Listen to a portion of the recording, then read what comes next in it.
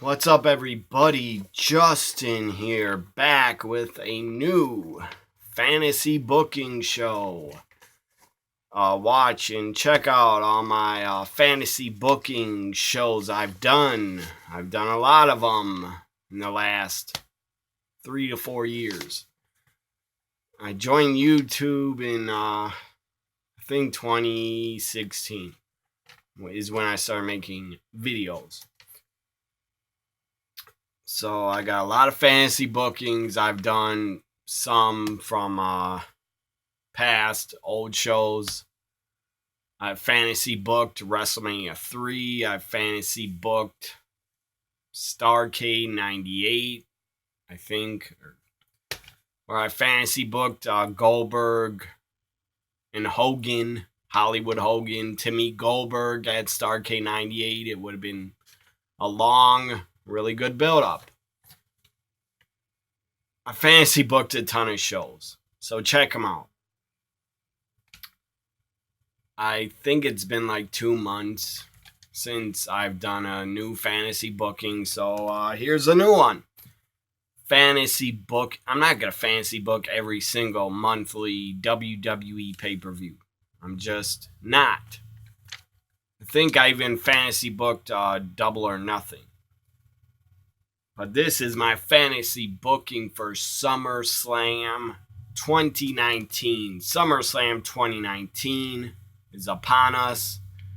I think it's 3 weeks away about.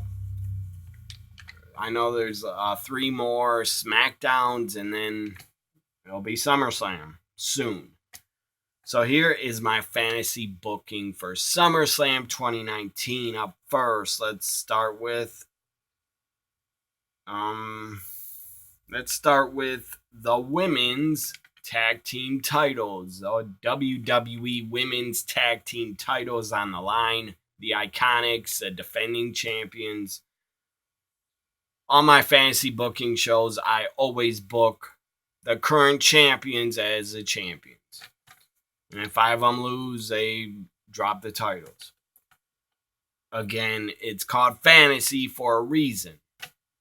So the women's tag titles is up first. The Iconics defending against Asuka and Kairi Sane.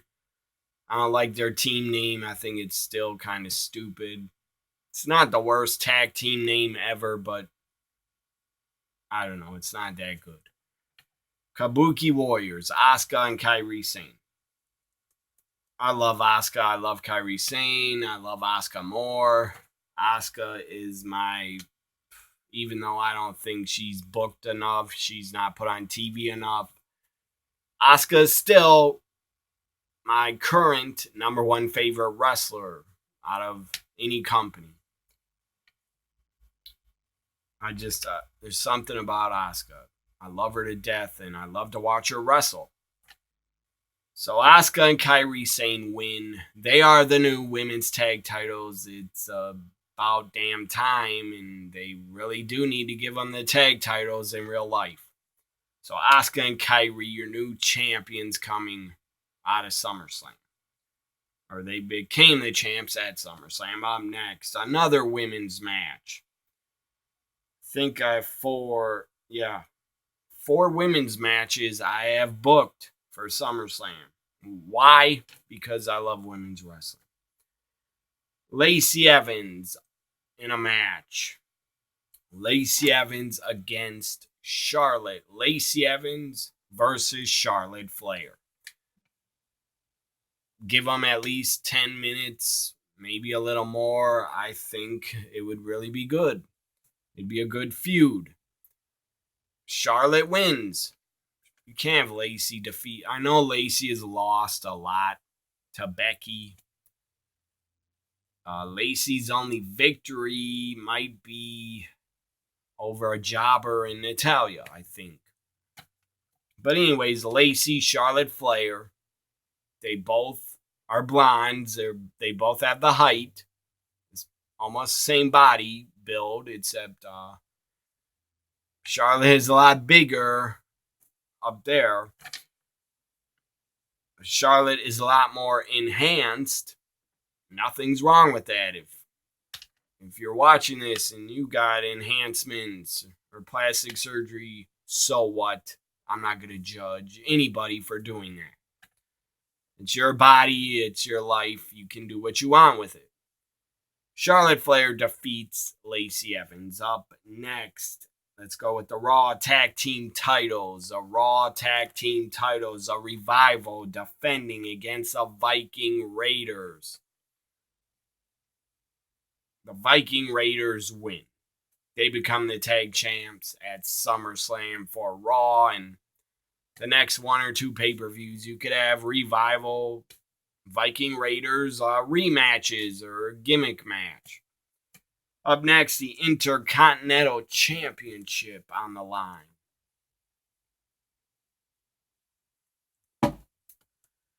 Intercontinental Champion, newly crowned. Nakamura, the Intercontinental Champion, defending in a triple threat against Rusev, his former tag partner, and Andrade. So I think that'd be a good triple threat. I would pay to see that. Nakamura wins and is still your Intercontinental Champion. Nakamura is still your Intercontinental Champion. Up next, let's go with SmackDown Women's title. SmackDown Women's Championship. Bayley defending against, let's say, Eric Bischoff is in control of SmackDown. He comes out on TV or comes out, let's say he comes out on the pay-per-view and says to Bayley before SummerSlam, he would say something like, Bayley, I have I have an opponent for you to face and defend your title against, but it's a mystery. You have to wait until SummerSlam to find out. So Bischoff comes out on SummerSlam because, I don't know, on TV you could act like he's the head of SmackDown and running things, even though, I don't know, I don't think there's no way he's running the full show because Vince is still going to get his ideas on the show also. Just Vince, please. To go off topic, Vince, put your ego in check. Put your ego and yourself to the side. And let Heyman and Bischoff, like 80% of the stuff they want to do, let them do it. At least 80% or 70%. And Vince, you need the damn help. I mean, you're taking bad ideas from bad Hollywood writers. Take some ideas from guys that know the wrestling business, like Heyman and Bischoff. So, again, I'm not going to judge. I do have more trust in Heyman because I think he's a creative genius and the guy's younger, and I think Heyman knows more of what the fans want to see. I think Heyman is more clued in with the teenage audience, and the fans in their 20s and 30s. Bischoff, I'm not going to judge what he does and how SmackDown is different on Fox. I'm not going to judge that until like a year's time, at least a year. I'm going to give Bischoff and Heyman and Raw and SmackDown at least a year. Hopefully a lot of things change in a year from now. And the shows every week are a lot more better and smoothly run. I wish Vince, when he goes to run the XFL, even though he won't have that much to do because he already has a commissioner. I just hope when the XFL starts that Vince is gone from WWE TV for like 2 to 3 months. But whatever. I don't think Vince will ever stay away from his baby, his product, his own company. I don't think he'll ever stay away. Even when the guy's super busy let's say he's super busy with the XFL. Vince will still, I'm going way off topic of fantasy booking, but Vince is still going to be on the phone and knowing everything that's going to happen on shows. So, yeah, Bischoff comes out. He's ahead of SmackDown. Fox, also, to go off topic, I think the Fox network is going to have a lot of input on how SmackDown looks and how things are ran. They kind of want it to be like a legit sports product feel.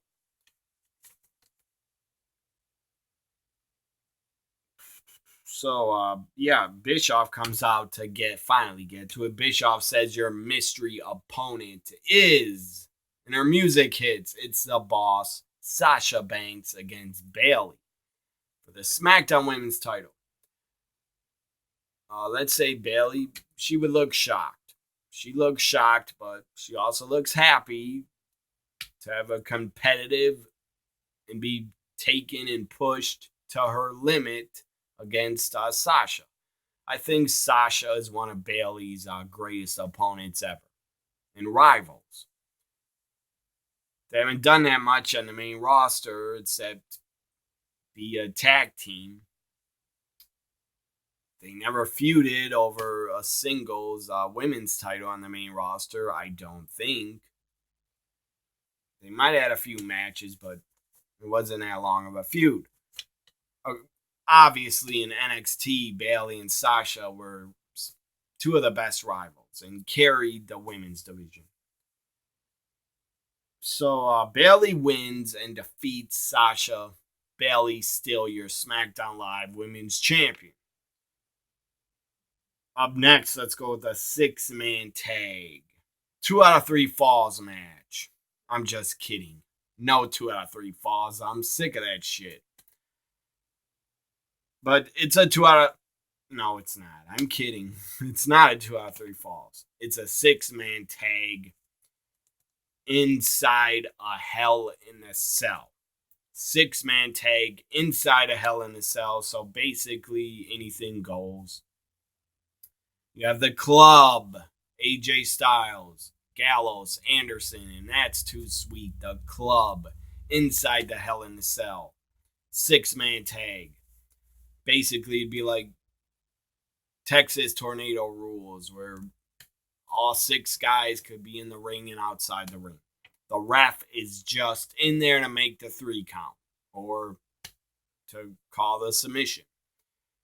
The Club against Ricochet, Finn Balor as the Demon, and their partner is Bray Wyatt. I get it. Bray returned, he attacked Finn, but this is fantasy booking. Bray Wyatt in his first pay-per-view match under his new character, his new look. Bray Wyatt, Ricochet, the Demon against the Club inside Hell in a Cell. 6-man tag. Finn, Bray, or the Demon, Bray, and Ricochet win it. Up next is for the Raw Women's title. Raw Women's Championship. Becky Lynch defends against Ronda Rousey. I would love to see Ronda back to take on Becky one-on-one. I think that is money. That's a money feud. That's a money program.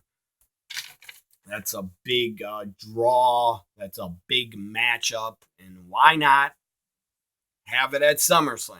That's why I fantasy booked it. I don't expect Ronda to come back in 2019. I don't know if she will be back, but I would like to see her back. So Becky defends against Ronda Rousey. Finally, they go one-on-one. And Ronda wins. Remember, Ronda could, to build up the, I said Ronda wins already, but to build up the match, Ronda could come on TV and say, Becky, my shoulders were not even down for the 3. I had my shoulders up. You go back to the footage of WrestleMania 35 and a crucifix. And it kind of looked like a botch, 3 count, or botched, that Ronda's shoulders were not really down. Now, maybe they did on purpose, but I don't think they did. I think it was a botch. So Ronda says, my shoulders were not even down for the 3. You cannot beat me one-on-one. You needed Charlotte in the match for you two to double team me and take me out. So Ronda wins by tap out. Tap out submission. Ronda Rousey wins as the new Raw Women's Champion. I'm tired of Becky as a champion already. Nothing against her. I'm just tired of her as champ. And the problem with giving Ronda the title back, who the hell would beat her? I don't know. I'm not fantasy booking that. I just fantasy booked Ronda and Becky, and Ronda wins. So, up next, we go with Seth Rollins taking on a heel Roman Reigns. Seth Rollins, Roman Reigns at SummerSlam one-on-one. Either Bischoff or Heyman, wherever Roman ends up. I think he's on SmackDown, to be honest, but the guys, they have talent jumping back and forth so much, I forget. The brand split, to me, is kind of dead until probably they go on Fox, and Fox will probably, I don't know what's going to happen. Maybe the wild card rule will stay around the whole year. Who cares? It's not important. I would turn Roman heel. If I was Bischoff or Heyman, I would turn him heel and have him go after Seth Rollins. Roman, Seth Rollins. Referee gets knocked down. Ref can't see what's going on. Roman takes out powder, throws it in the eyes of Seth. That's how you get over a heel Roman. The crowd would not like that. Seth is blinded by the powder. Seth can't see. Seth gets speared by Roman. Referee counts to 1, 2, 3 after the spear to Seth after he had powder in his eyes. And after the match, he's still selling. He's has his hands over his eyes, pouring water in his eyes to make the crowd really feel sorry for him. So Roman defeats Seth basically by using heel tactics and cheating. That's the only thing I could think of to do with Roman at SummerSlam. The guy needs to be in a big match, and I would have him turn heel and face Seth. Or just turn heel during the match. As I said, he could turn heel by throwing powder in Seth's eyes and then spearing the hell out of him. Up next, Kevin Owens against Drew McIntyre. And we all know Kevin has been stunning everybody and stunning Shane over and over. So Shane is at ringside with Drew McIntyre against Kevin Owens. If Drew McIntyre loses, a stipulation is if Drew loses to Kevin Owens, Shane McMahon, I can't even speak. I'm excited. Shane McMahon is off of WWE TV for good. Let's say, I don't know if they're forever, but let's just say for good. Drew loses. Kevin Owens defeats Drew McIntyre, Shane McMahon. Goodbye. Let the door hit you in the ass. Shane is gone off of WWE TV forever, and all the fans can celebrate that don't want to see Shane anymore. No more Shane. I hope in real life, if it's Kevin Owens Shane at SummerSlam, it probably will be. I hope. Maybe Kevin will have to run a gauntlet to get to Shane. Probably be Drew, Elias, Dolph in a gauntlet, and Kevin will probably have to defeat all of them to get to Shane at SummerSlam. That's just my guess, if they did a gauntlet. So Kevin defeats Drew, and we get no more Shane. Seriously, in real life, I don't want any more Shane. Get him off TV after SummerSlam. So Drew loses. That means Shane's gone from WWE TV. And then he cries like a little bitch in the ring and probably gets another stunner. So up next, we have, let's see how many matches I've left booked. 1, 2, 3. So let's go with the WWE Championship. Kofi Kingston defending against, again, I didn't know who to put him against. Let me just turn my air on for a second because I'm starting to sweat. So, Kofi defends against, why not, friendly competition. Kofi gives Big E a WWE Championship. That's what I would do with Kofi at SummerSlam. They're not going to do that. At the real SummerSlam, it's going to be Kofi against I don't know who. Hopefully not Shane. Or Kofi against probably Randy Orton. I don't think it'll be Kofi Shane. I think it'll be Kofi Randy Orton. But in my fantasy booking of SummerSlam 2019, it's Kofi defending against Big E, one of his best friends.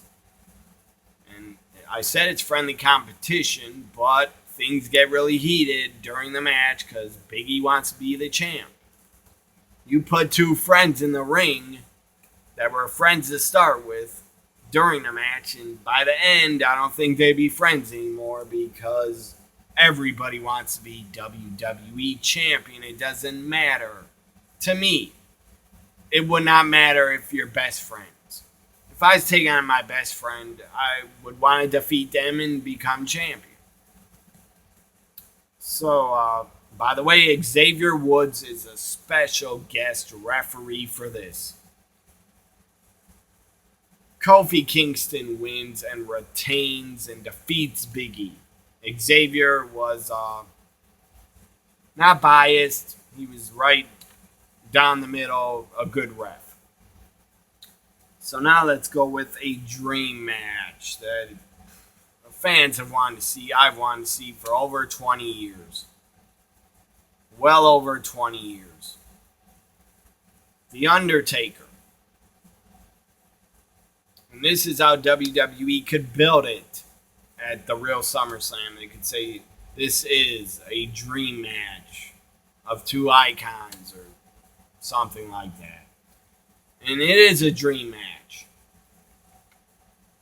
And I don't care if fans or whoever's watching this, I don't care if you're saying to yourself, not The Undertaker, but the other guy should not be wrestling again.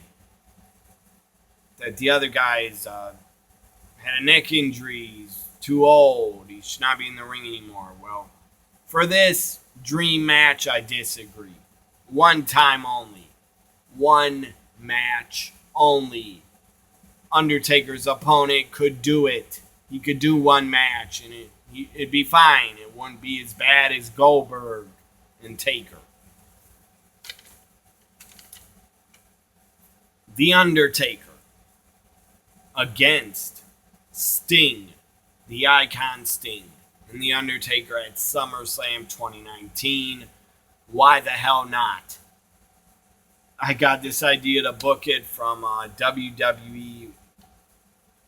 I think that new show they did, what the hell is the name of it? What If or something? Or I don't know. Or WWE What If or something like that. And they actually had Sting in the show. Cut a promo, kind of, on The Undertaker. That made me think they might actually have a match in 2019. It shouldn't be in Saudi Arabia. It should be at SummerSlam or Survivor Series. But I'm fantasy booking SummerSlam right here, right now. I'm not fantasy booking Survivor Series or WrestleMania 36. I would do it at SummerSlam 2019, The Undertaker against Sting. It wouldn't have to be long. It could be 10 to 12, 14 minutes. Undertaker wins.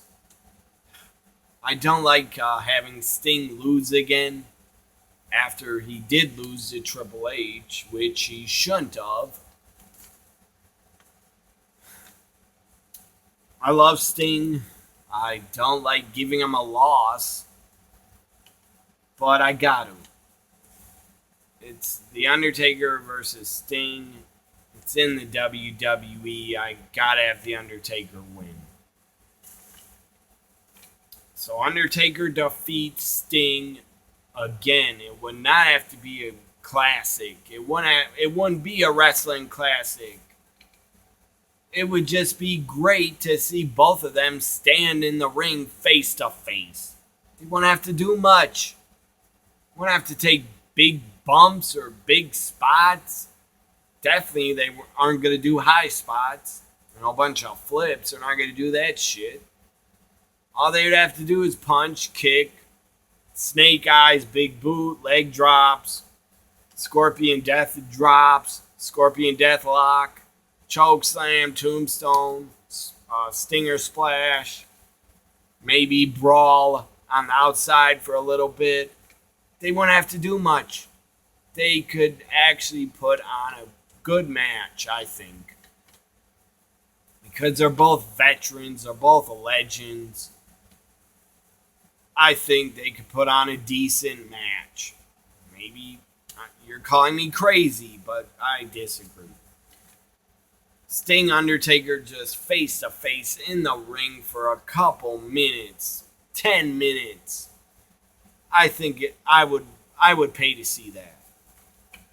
Again, Undertaker wins. Up next, the main event, the final match for the Universal Championship. Brock Lesnar defends against not Seth Rollins. I don't really care to see that again, but we're going to see it.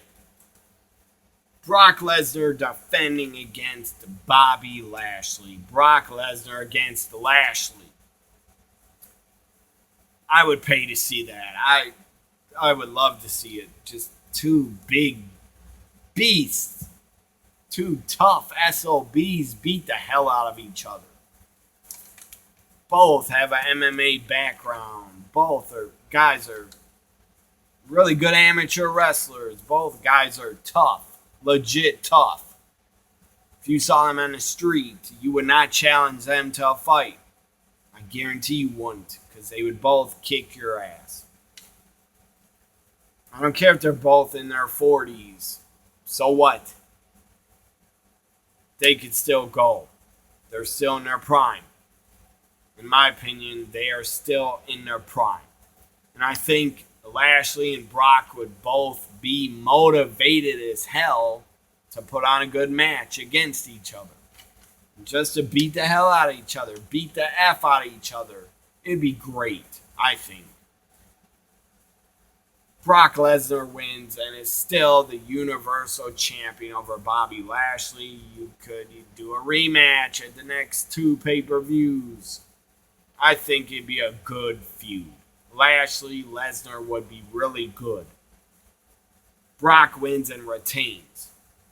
My fantasy booking for SummerSlam 2019 is in the books. Hope you enjoyed it. I enjoyed fantasy booking it. If you didn't like how I fantasy booked it, too bad. Make your own fantasy booking show for SummerSlam 2019. That's what I did. I fantasy booked what I would want to see on the show.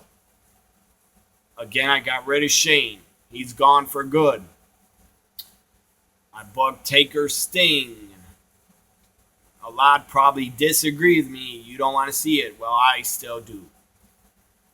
If it's after 2020 and we still didn't get it, then I'd say the time is up. But 2020 is not over yet. We're in 2019 still.